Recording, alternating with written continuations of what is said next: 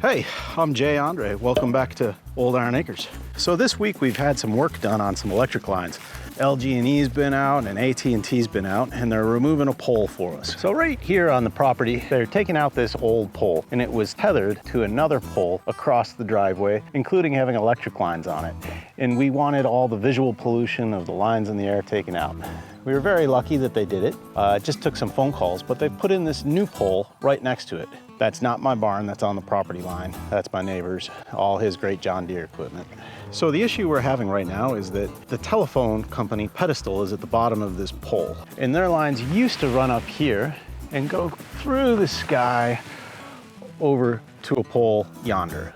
Bing! So you can see that they've taken a wire sitting here on the ground, marked it, and they're bringing in a ditch witch, and they're gonna bury this for us. That's their choice to bury it, but I'm glad to have it buried.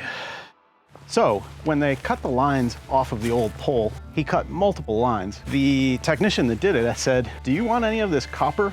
And he left them here on the property. So this is one of the new things, owning a big property for the first time. Along with all the old iron that I found down the property, now I've got old copper, and I don't know what to do with it. So far I have not yet gone to a scrapyard, but that is my plan. So I thought this would be a great test case for me to give it a trial run, so to speak. I just want to coil this up. I was given some advice by LG&E guys, and they told me to hold the copper until June or July, and that's when the market is high. What are your thoughts on this? Do you have any opinions or experience? I'd love to hear down below if you have any comments on what you do with metal like that. I've never done this before. So I'm gonna coil it up and put it aside. Leave a comment or your guess in the comments below of what you think I might get for this roll, and I'll let you know later this summer.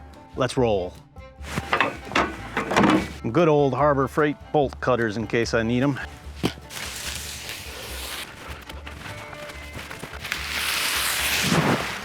I'm finding the gloves aren't working. It's not too nasty, dirty stuff. And I am going to need some tape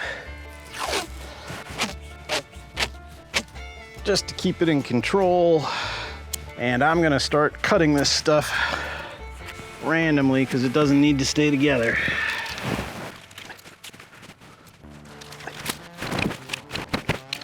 One roll.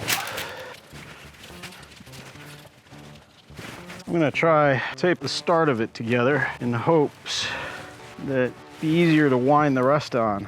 I have no idea if this theory will be correct, and I'm sure people out there in YouTube world are freaking out over what I'm doing. Oh my God, that's worth so much money, you just cut it. Well, this is how you learn, I guess. Now I've got a base roll that's a lot easier to wind onto.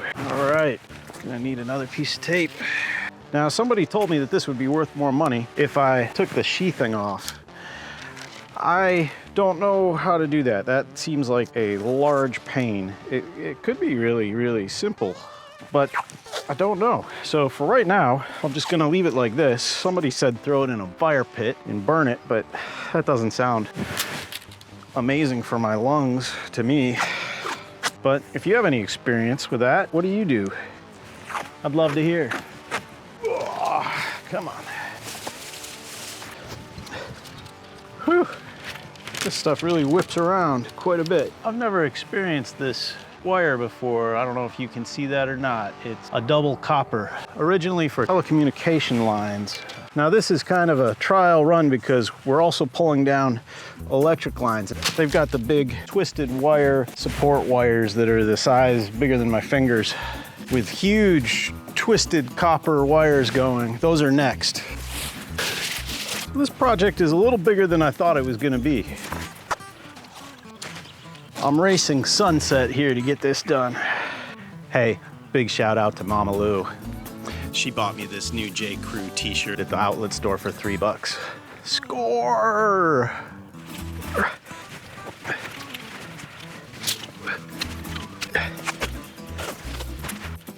Another one. This is a lot of wire here. I don't know if you can hear the starlings in the background. I am not a fan of those birds. All right, so I know the technician that came out tried to ball that up nice for me, but it was kind of all over the place. But I'd rather have it just a little bit cleaner. I think it'll make it easier for me to handle it until I can take this to the scrap yard.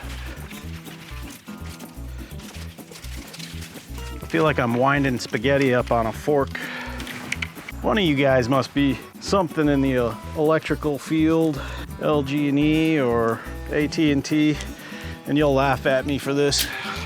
I don't really think that I'll be buying a new tractor with money from this, but with the prices of metals, maybe. As I was editing this, someone said to me that scrap yards won't take telephone wire. I guess that won't encourage people to cut down their neighbors' lines. I wonder if you can hear my children screaming in the background. They're several hundred feet over that way, behind a building. They want a gator ride tonight. Boy, this makes me wonder how many miles of this phone companies go through in a year. I bet it would be a staggering number.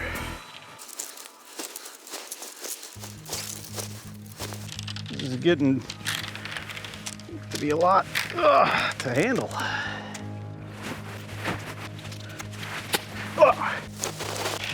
We're getting to the end.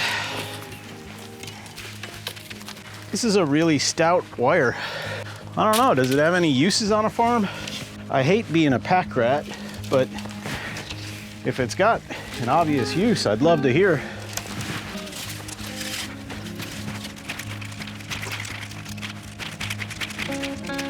It's a good forearm workout. Another roll down. Now, I've heard the scrap companies won't take any of these top electrical box pieces, or if they are in line, to cut them out. So I'm just gonna cut this top part off and pitch it. So from all that, this is my scrap. I'm just gonna put that in the family trash to go out. And you can tell me in the comments below if that was a stupid thing to do. And I will laugh and learn. Sharp. I am glad to have a roll of tape with me because it's very handy to keep it all bound up and stopping it from bringing back into shape. I don't know why, but these last ones are really springy and fighting. I'm probably winding them the wrong way. Yeah, I think that's what it is, but it's done. So hopefully the tape wins. And there you have it. One mess cleaned up. I think that's much cleaner of a pile. One of these days, I'm gonna try to fix up this old shed, and we'll have to clean up the insides and find what treasures await. Not really sure what it was. I think it was for a pony. Well, hey, let me know what you think the price is for that copper there. Don't know what the weight is. And if you're brave enough, throw a price down below for this pile of copper wire here.